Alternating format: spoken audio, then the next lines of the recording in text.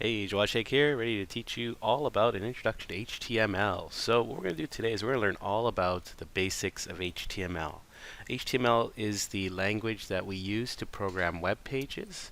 So what we're going to do here is get into the concept of actually delivering a web page onto a web browser. Now this is different from writing any other program such as a Java program or whatnot, and the reason being is that HTML pages or web pages are designed to be viewed inside a web browser, whereas a Java program is designed to run on your actual computer and it doesn't need a web browser. So today what we're going to do is we're going to get into the basic HTML file structure. We're going to learn about basic HTML tags. We'll learn about meta tags. We'll do some block versus inline tags. We'll do more HTML tags, and then we'll do some exercise at the end. I'll leave you guys with some homework to do. So just to get into the whole file structure of HTML pages, well, HTML pages consist of tags.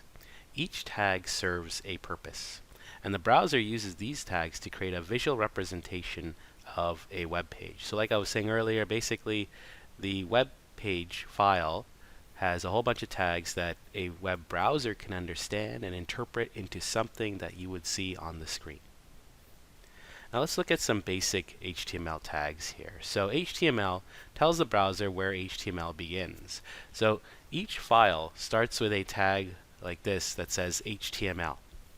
And what we're looking at here is what a tag looks like. So tags typically have an opening bracket and a closing bracket, or a less than symbol and then a greater than symbol to close it off.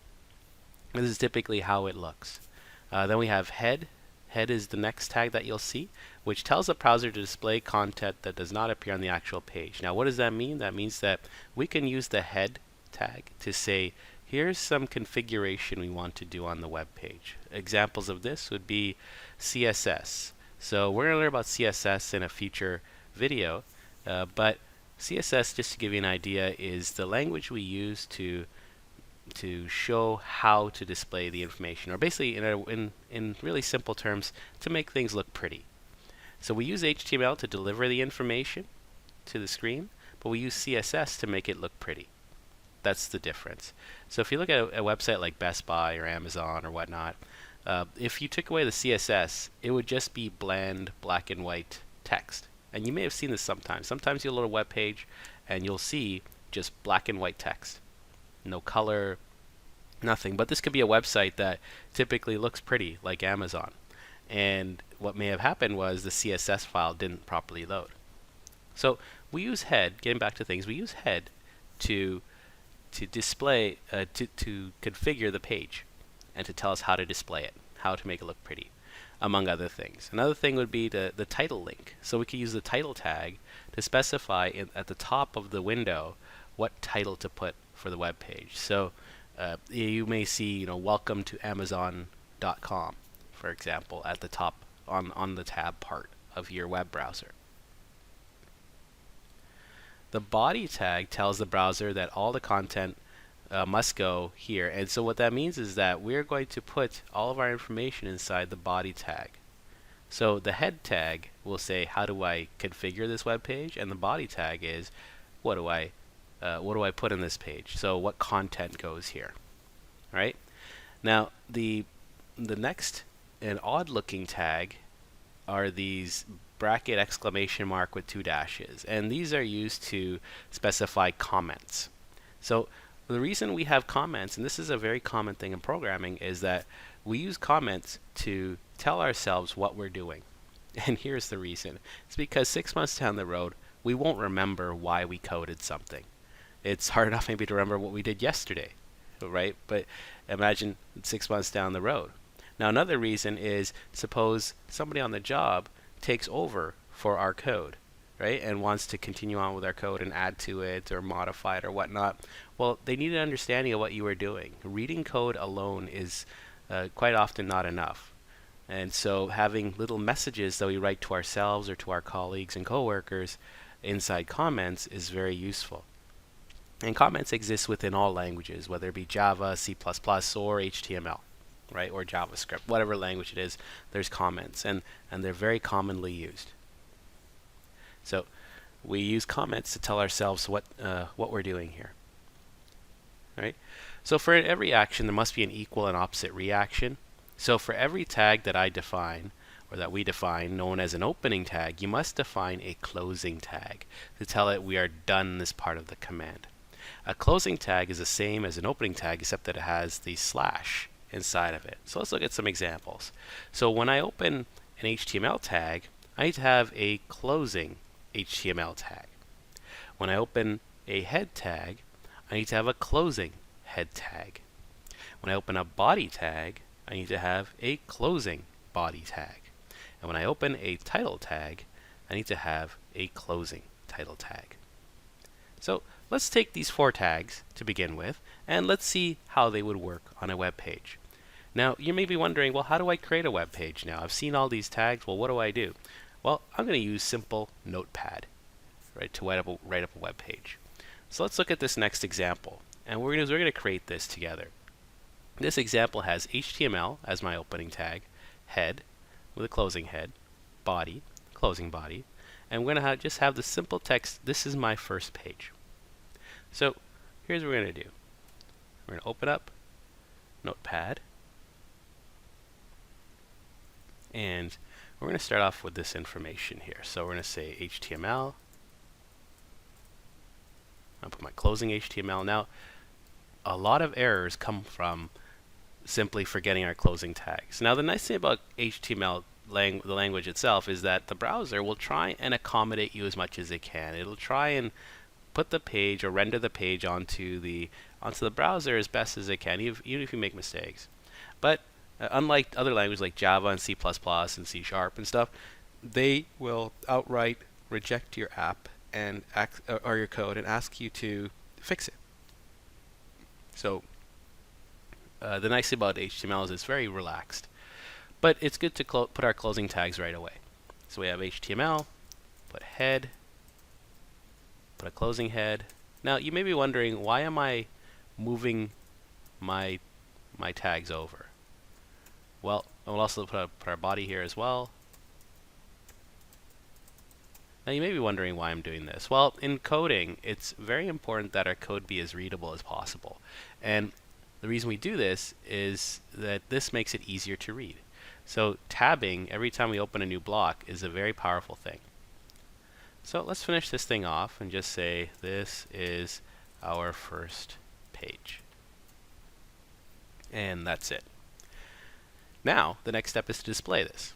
Well, first we have to save it. So we're going to save the file. We have File, Save. Now, if I'm using Notepad and I want to call it something, it typically tries to force it to a .txt extension. I want to call this example1.html. Now, if I try and save this right now, it'll actually save it as example1.html.txt, right? So if I want to prevent it from appending a .txt format, a file extension, I need to switch to all files. Why is this necessary? Well, all web pages in the world typically have an HTML file extension or an HTM file extension, or other languages out there such as ASP or ASPX are also out there, but that's more for another language called ASP or ASP.NET, and maybe we'll get into another in another discussion. So we want to simply have a .html file extension, so that's why we switch the save as file type to all files. So now I have an example1.html, and I can hit save. So my file is saved, but the trick now is to go into my computer and find that file and load it into a web browser. So what I'm going to do is open up Windows Explorer,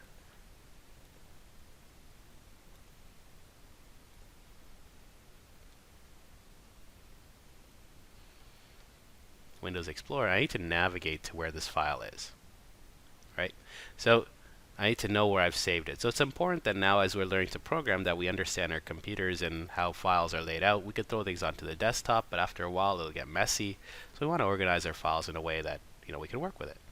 So here we have my example1.html, and by default, if I double click on it, it will load in the Microsoft Edge web browser. If I'm unsure, if I want to put it in another web browser, I just go right click, open with, and I can choose whichever web browser I wish, Firefox, Chrome. I'm pretty happy with Microsoft Edge, so I'll use that. So I'm going to double click on this, and it will load in Microsoft Edge. And here it says, this is our first page. Now I'm going to leave this browser open, because we're going to do a few other examples here. So you see what happened here is that it says this is our first page. Now one thing you'll notice is that this starts right here. It starts right at the edge of the web browser, whereas I hit tab a couple of times to move it over. So you may be thinking about your experience with Microsoft Word, and where you place text in Microsoft Word is where it sticks. Well, here in HTML, we have to add a little bit extra text to get to do things. And you're going to see what I mean over the course of this exercise. Now, for now, let's leave this as is.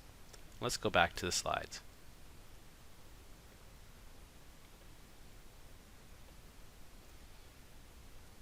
All right, so we did this example. Let's look at another example here. So now we're adding a title block. All right, now we're adding a title block here to say this is HTML example 2. Now, let's try this out. So the nice thing is if I want to add the title block, all I have to do is say title HTML example 2. And I can just save it. I'm going to use a Control S to save. And the nice thing is all I have to do is hit refresh to see the change. Now the change that happened here wasn't here in our text. It was actually up here in the title bar. So for our tabs, this is what gets affected when I add a title block. All right? So now it's saying HTML example 2. Let's try another example here. So let's see what comes up. This time around, we're going to do a third example, but let's look at what's in the body. And this is an interesting discussion. So this is my third page. They say 3 is a crowd, but there's also the power of 3. So let's see what happens when we type this out. So I'm going to modify this existing one. I'm going to say HTML example 3, and I'm going to type out this information. So I'm going to say this is my third page, new line. They say 3 is a crowd, but there is also the power of 3. And if I save this, so Control S to save, and I refresh my browser, let's see what happens. Let's look at where this information is placed. It says it's saying this is my third page. There's 3 in a crowd, or they say 3 is a crowd, but there's also the power of 3. It did display it, but look at how it's displayed. It's displayed all as one line, and that's because we have to specify to HTML where to place things. So if I want a new line, I have to tell HTML to put things on a new line. So in order to do that, we have to add a tag that has the letters BR and slash in it. So after this first line, this is my third page, I'm going to put a new tag, BR. And do the same below it, BR. I could do it after the third one, but I don't need to because I'm at the end of my text, but for consistency, why not? If I hit save, now I refresh. And there we go. Now we have my 3 lines of information on 3 separate lines.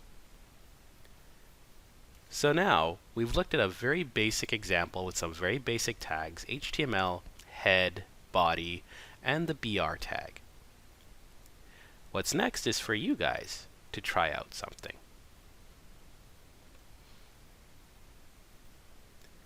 So here's an exercise for you.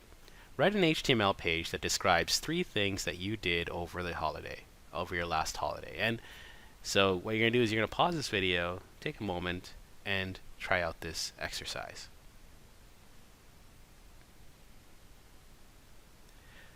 Once you're done, let's move on to another exercise.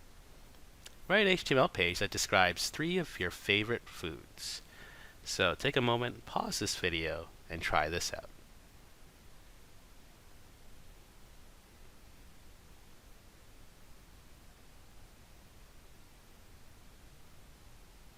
Okay, let's move on. So HTML4 versus HTML5. So now we're into HTML version 5, but before that there was HTML version 4. And the way you specify what version of HTML you're using is to use a special tag that has the word doc type in it. The reason we have this is to tell our web browser that we are using a specific version of HTML.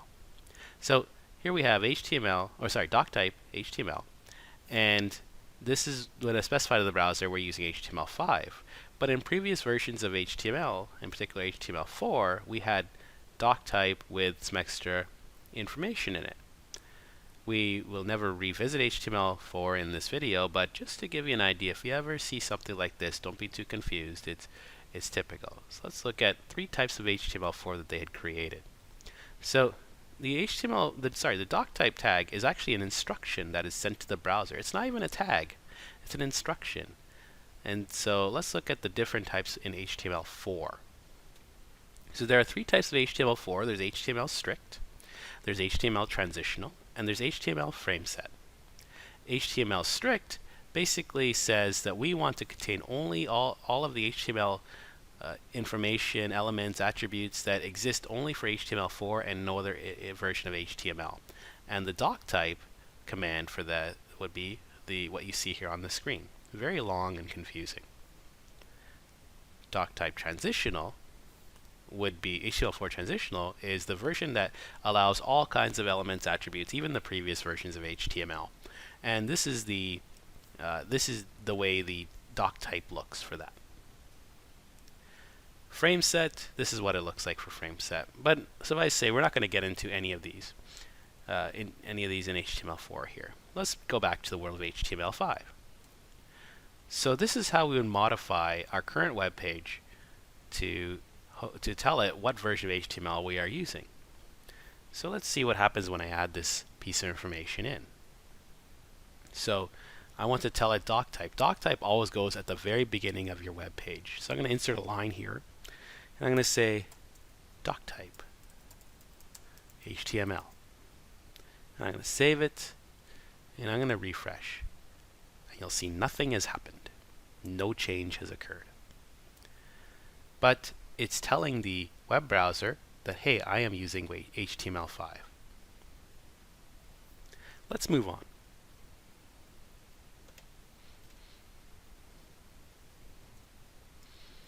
Meta tags. So meta tags enable you to pass information about a web page, and it stores information about the document, but it also helps, actually I should say it used to help search engines add the page to its directories. The reason you mostly cared about meta tags back in the day was because Google used those meta tags to figure out what your page was all about.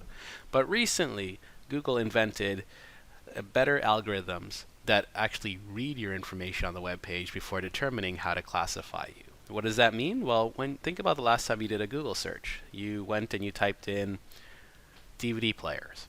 And so you were searching for DVD players on the web.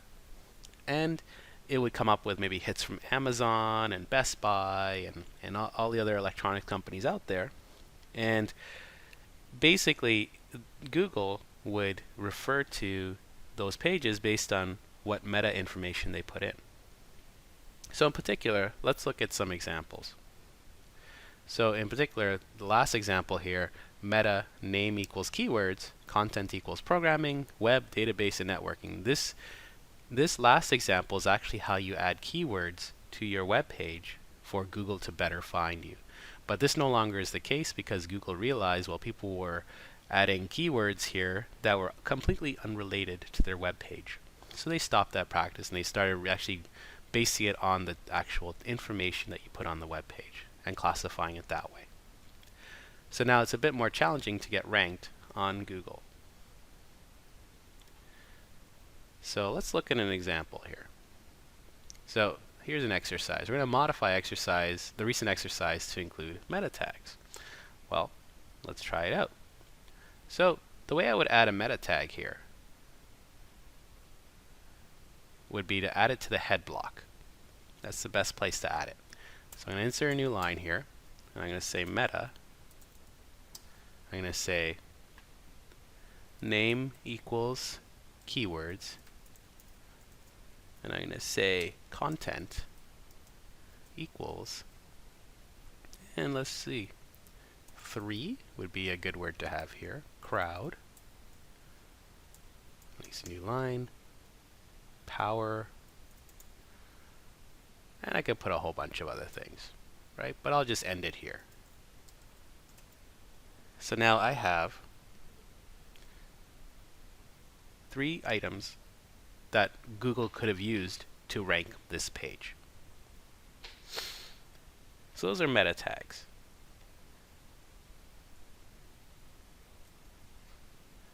Now let's look at block versus inline tags. So block level elements are those that start at a new line with an opening tag and then start at another new line after the closing tag. Basically use multiple lines to define a block tag. So examples of that would be like the P block, the H1 block, the section block. We're going to learn all about these over the course of the time. But suffice to say, these are block level tags. There's also inline tags, which actually typically exist within the same line. All right, they don't interfere with the flow of the content. All right, so for example, a word or a phrase such as bold or making something italic would be inline because typically you may want to bold a word or two and not interfere too much with the document. So your best bet is to use an inline tag. So let's see some examples here of inline tags. So the A tag is used for anchoring. So we use it for hyperlinks. Strong is used to bold things. EM is used to make things italic typically. IMG is to specify an image, right? So let's look at some of these extra tags here and see what they are. So H1, H2, H3, H4, and H5. These are heading tags. What they're all about is to display a heading. So you're typically accustomed to, in your Microsoft Word documents, creating a little header, maybe bolding it, or maybe increasing the font. Well, that's what H1 to H5 and H6 is all about. And depending on how you CSS this or how you style this, which we're going to learn about in the future, you could have your H block look a certain way. So we may use H1 to have our largest heading, and H2 would have our next largest heading, and H3 would be next largest, and 4 and 5 and 6. All right, let's look at some other blocks and we'll do an example. All right, the P block is a paragraph. Then you've got a BR tag, which you talk about for a new line. HR is for horizontal. PRE is for pre-formatted text. We talk about EM, strong. Code. The code block is used for putting computer code in. B is for bold and I is for italic. All right, looking at examples of our A tag. So A refers to linking. So the way it works is that if I want to create an entire website and I want to go from one page to another, I will create a link to that next page. So if I had like example1.html and example2.html, I could put in a link in example1 to go to example2. And we'll try these things out. So typically an A tag would look like this, where you have A and then you say href equals whichever URL you want to go to. So example http:/example.com. But then you may want to show some text there. So what you want to do is you want to put some text there, but then when you click on that text, it'll go to the new page. So the href part is to indicate where I'm going to go to, but then the word this is this is a link, this is the text that'll appear. Sometimes you want to send an email or you want somebody to contact you through email. So you may use mail to, and then in this example, webmaster@example.com. And then the text that would appear would be send an email. or whatever text you want to typically appear. And we'll try an example of this as well. All right, there's also anchor elements, which allow us to jump further down to a different part of the page.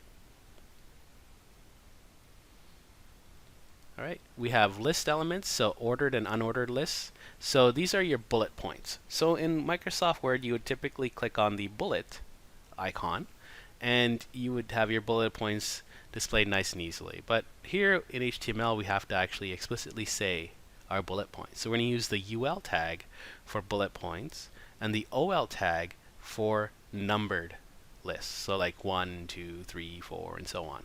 The LI tag is used for a particular bullet item in our list. So we use the LI tag to display that.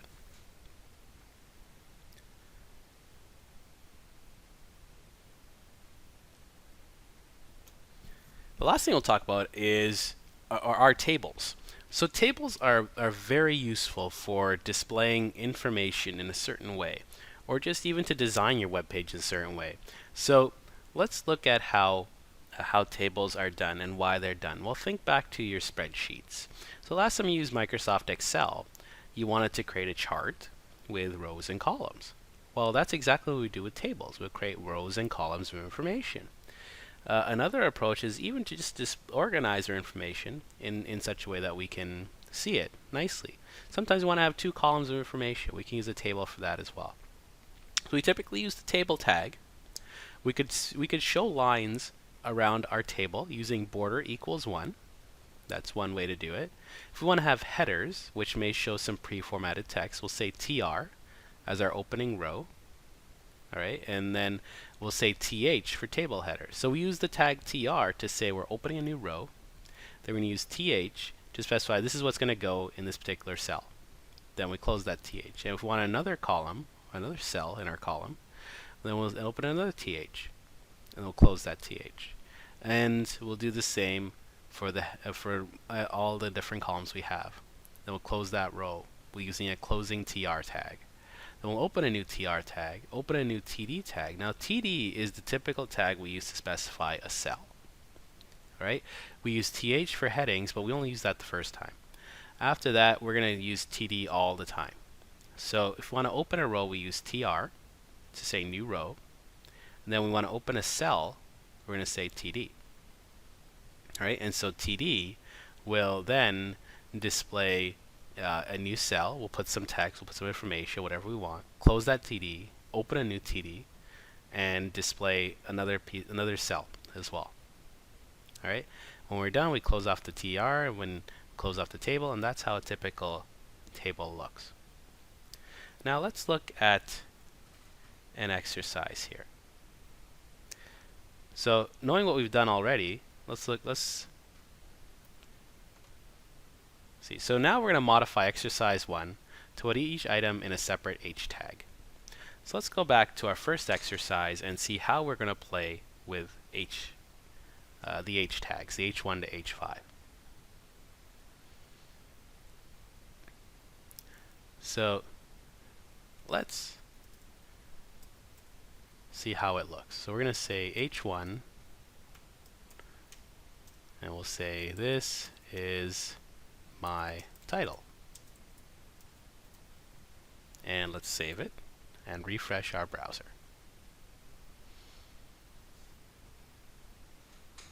This is my title.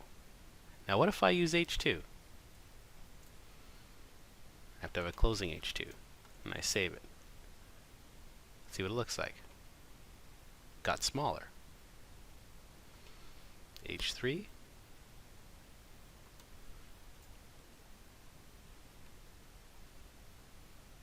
Not much smaller. H4. Save it again. Refresh. Much smaller. Let's go to H6. Let's see what the smallest one looks like. Save it. Even smaller than my normal text. So there you go. That's how you can choose H1 to H6 to see what applies to you here. Okay. So now the next exercise is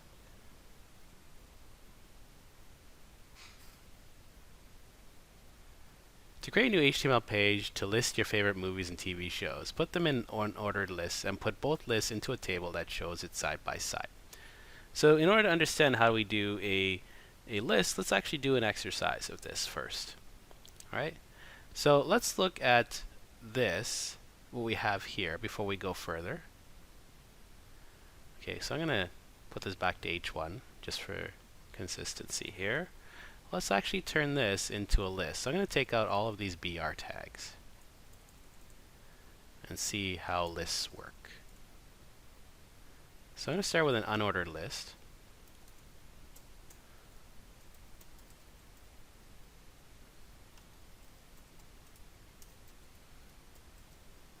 Alright, that's my UL. Now if I want to have a bullet here, I have to say LI and close that LI.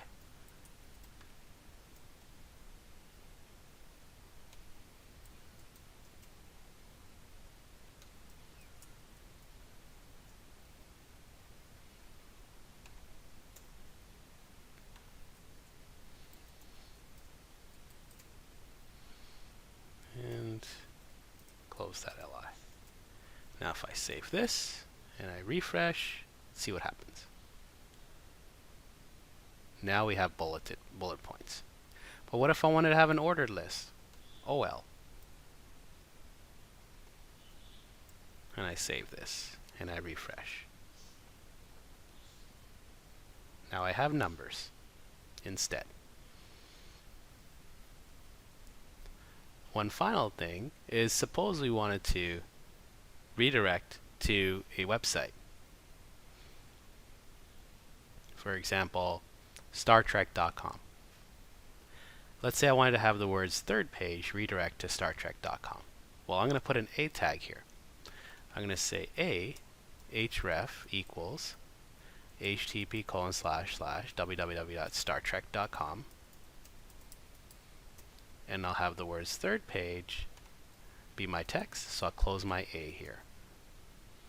Alright, and I save this. Let's see what happens. So now third page is underlined. Alright, if I mouse over, I have a hyperlink. And if I look in the status bar at the bottom of the web browser, it says http://startrek.com. This is a fundamental reason why you have to be very careful in your email about clicking links. Because suppose you get an email saying, oh, your account's been hacked from PayPal. Well, you know, you have to click on this link to go in and verify your information. You know, we've seen tons of those emails, and they're very dangerous emails because they may look exactly like a web page from PayPal. But really, in reality, is they're redirecting to some private server that's collecting your information, and it's going to do some malicious stuff to your personal account. And all they do is put in an A tag like this. They'll have the URL be xyz.com, their private malicious server. And they'll just put the link, this is PayPal. You know, click on me for PayPal or something. So this is a very dangerous thing. So let's see here. Click on the words third page. It should go to StarTrek.com. And there we go. We have StarTrek.com.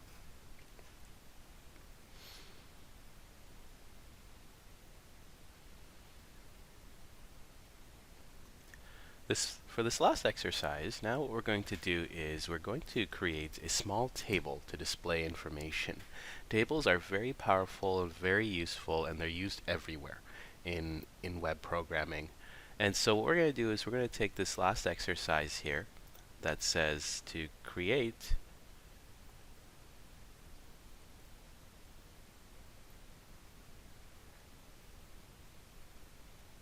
an HTML page to list your favorite movies and your favorite TV shows, put them in unordered cells, lists, and put both lists in a table that shows it side by side.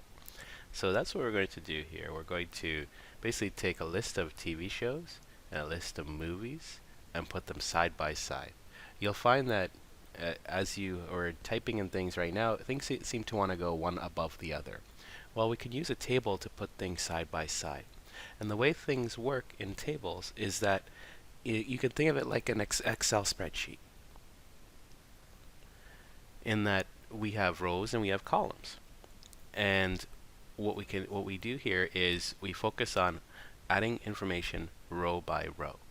and within each row we will add something in the column, and then go to the next column, and then go to the next column, and then go to the next column, and then go to a new row, and then put column by column by column. And that's how we work. So let's start off by creating our HTML document. So we have our doc type HTML, and what we're going to do is we're going to say HTML, closing HTML. We're going to open up our head, have our closing head, have title, and we'll say our first table.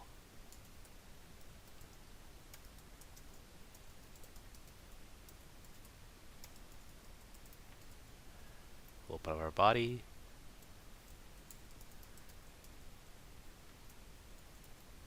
close the body. Now let's open up the table and close the table. Now, what we're going to do here is we're going to put two columns side by side, one with TV shows and one with movies. And so what we're going to do is have a one row, two column table. So let's start off by opening up a table row and close that table row. And within it we'll have two cells. So our first cell, we're going to close off this cell. We're going to open a new cell, close off the cell. So now we have one row with two columns, but there's nothing inside of it. So let's populate it. So we want to use an unordered list, so we're going to say UL for unordered list. I'm going to close it off, and we're going to add our three items. So we'll say LI, for example, we'll say Star Trek,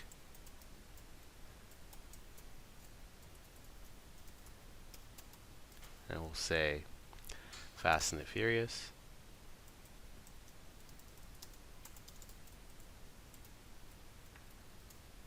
and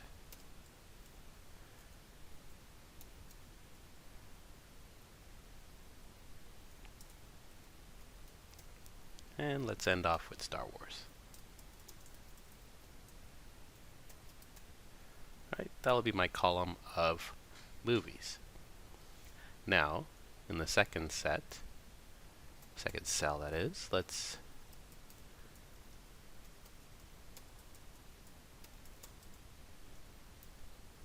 open up with 3 TV shows. And we'll say Arrow,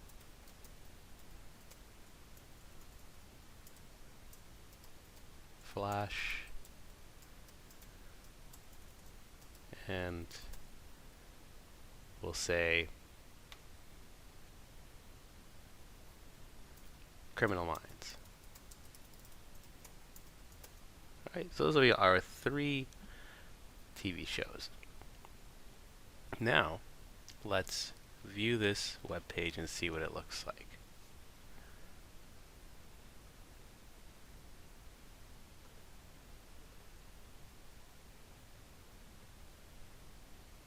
But before that, we have to save our file.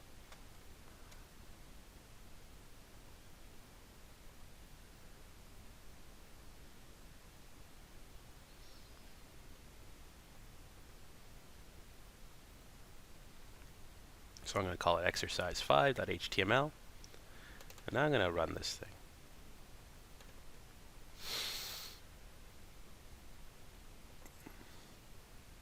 And this is how it comes out.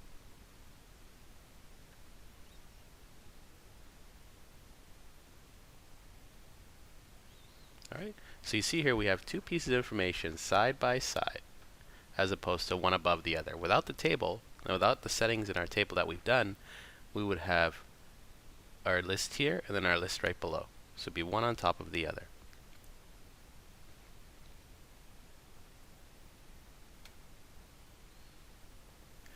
So let's take it to the next step, and let's add hyperlinks to each of the movies. And once you understand how to do it for the movies, you can of course take it to do on the TV show side as well on your own time. But to do that, we're going to use the A tag. So we're going to say A href, which means basically where do I want to redirect to, http://www.startrek.com. Alright, and we'll close off the A tag.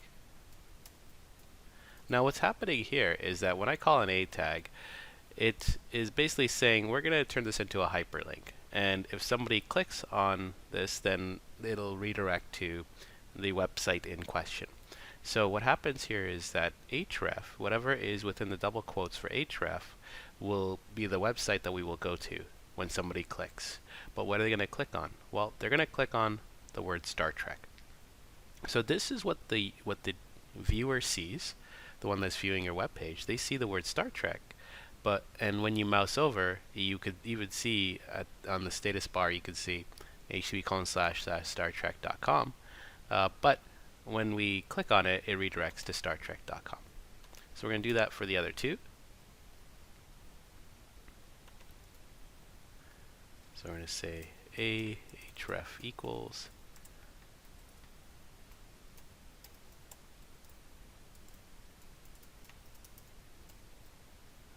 and close off that one. And finally for Star Wars,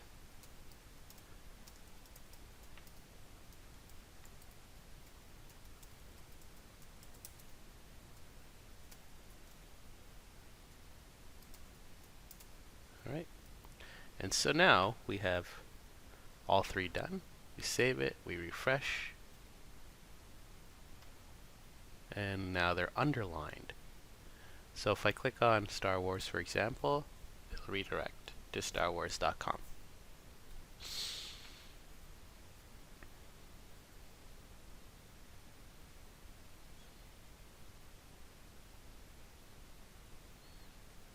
And there you have it. So now, if we recap, this was a crash course on HTML, just some of the basics, how to be able to create your own web page. You could use something as simple as Notepad to create a simple website, a very basic website. Now, what we've seen here is we've created very basic websites that look very bland and boring.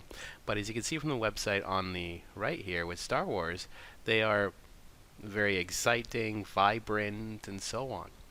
And so in the next time we get together, we will talk about how to make things look pretty using CSS. So we have HTML, which delivers the information to the screen, and we have CSS that will make it look nice. Until then, keep programming and hope to see you in the online world. Take care. Bye for now.